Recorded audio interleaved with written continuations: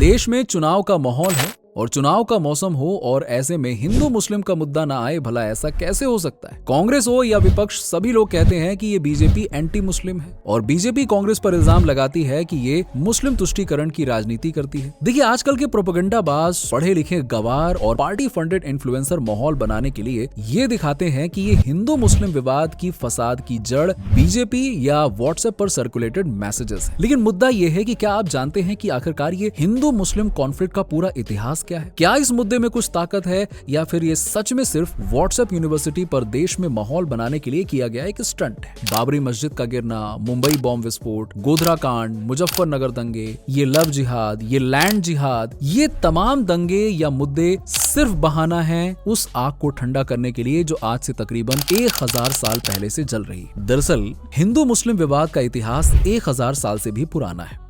इसकी शुरुआत हुई दिल्ली सल्तनत से भी पहले, जब मुस्लिम लुटेरे और हमलावरों ने हिंदुस्तान की ओर रुख किया। इस समय हिंदुओं का जबरदस्ती धर्म बदलवाना, मंदिरों को तोड़ा जाना ये बड़ा आम हो गया। मंदिरों के अलावा नालंदा और विक्रमशिला जैसे शिक्षा संस्थानों पर हमला किया गया और वहां मौजूद ग्रंथ, मैन्युस्क्रिप्ट्स नष्ट कर दिए गए। जो गैर मुस्लिम थे उनको नाम दिया गया काफिर और इनके खिलाफ जंग को नाम दिया गया जिहाद, और ये शब्द तो आजकल हमें बहुत ही कॉमन रूप से सुनाई देता है। इसके अलावा हिंदुओं से जिज्या और खराज के रूप में उनकी आय का 50% शासकों द्वारा हड़प लिया जाता था।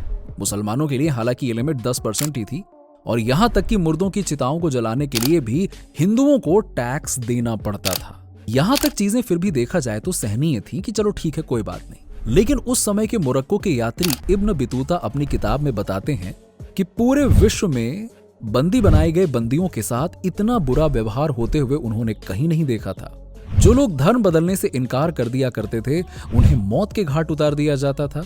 कहा जाता है कि उस समय कश्मीर के एक शासक सिकंदर बुत शिकन ने 7 टीले जनेऊ जलाए थे, जो कि कश्मीरी ब्राह्मणों को मारने के बाद उसने इकट्ठा किए थे। और नॉन मुस्लिम औरतों के बारे में तो क्या ही कहना, उस समय के उनके हालात वाकई में डराने वाले थे।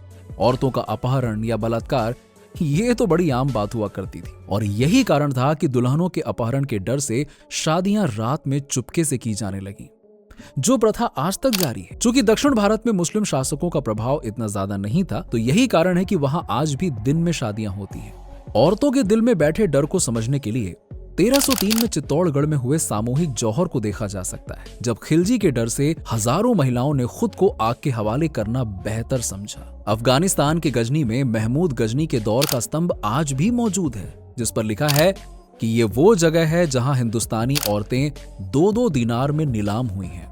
मुस्लिम शासकों द्वारा हिंदू हो, सिख हो या बौद्ध हो, कोई भी हो, उन सब पर तब तक जुल्म जारी रखा गया जब तक कि देश में नए घुसपैठियों ने एंट्री नहीं ले ली। नए घुसपैठिए यानी कि अंग्रेजों ने मुस्लिम हुकूमत की नींव हिलाकर रख दी।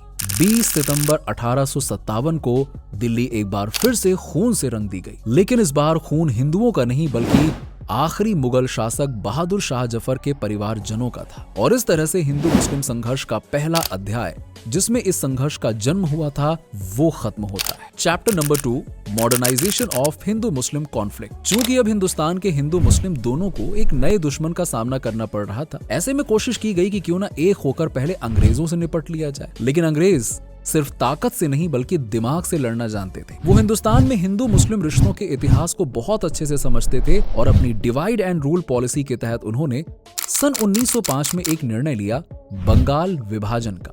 बंगाल को ईस्ट बंगाल और वेस्ट बंगाल 2 हिस्सों में बांट दिया गया।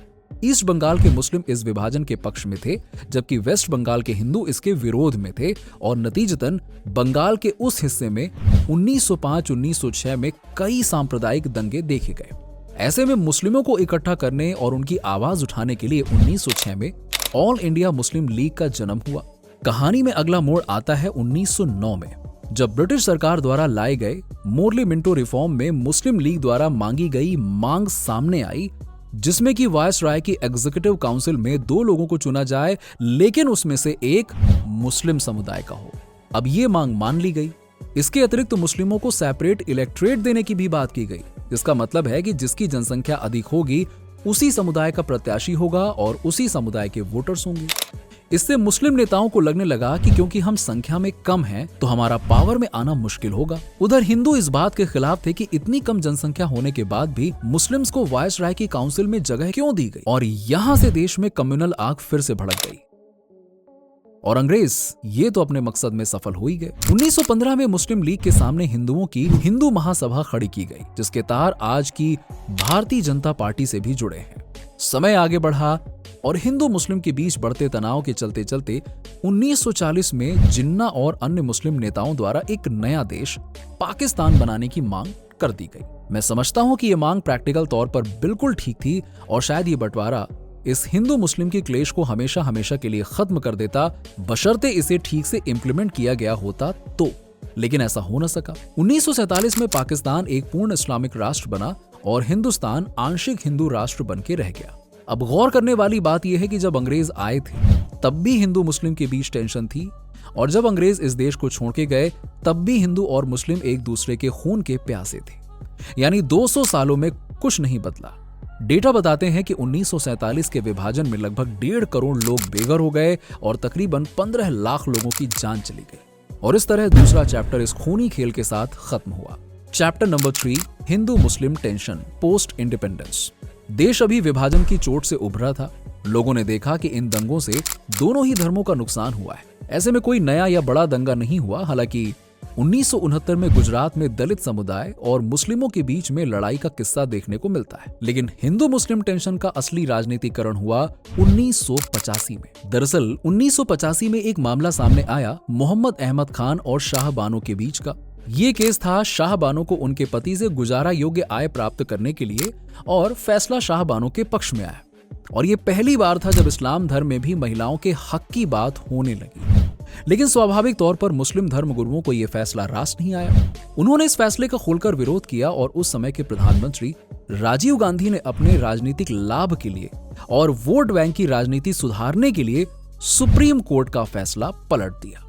इस घटना ने भाजपा को मौका दिया कांग्रेस पर हमला बोलने का। कांग्रेस के मुस्लिम तुष्टीकरण के विरोध में भाजपा ने हिंदुत्ववादी राजनीति का सहारा लिया।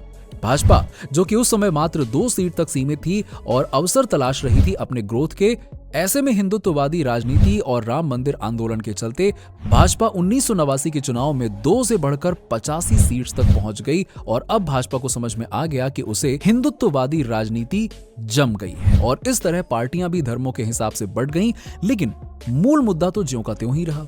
1992 में हिंदुओं की तरफ से पहला सबसे बड़ा एक्शन मुस्लिमों के खिलाफ हुआ, और वो था बाबरी मस्जिद का डेमोलिशन। इस घटना ने पुरानी दबी आग को फिर से भड़का दिया। उसके बाद तो मानो देश में हिंदू मुस्लिम दंगे आम हो गए, वो चाहे मुंबई में बॉम्ब ब्लास्ट हो या गोधरा कांड हो। ऐसा नहीं है कि इनको शांत करने का प्रयास नहीं किया। देश में हिंदू मुस्लिम भाईचारा, गंगा जमुनी तहजीब की बातें की गईं, लेकिन एक दूसरे से बिल्कुल विपरीत धर्मों के बीच बचाव में कुछ काम न आया। इस मुद्दे का हल इतना आसान तो नहीं होने वाला है। आपको क्या लगता है, कैसे ये दोनों धर्मों के बीच की 1000 साल पुरानी टेंशन को खत्म किया जा सकता है? अपनी राय हमें कमेंट बॉक्स में जरूर बताइएगा, क्योंकि अगर मैं बोलूंगा तो विवाद खड़ा हो जाएगा।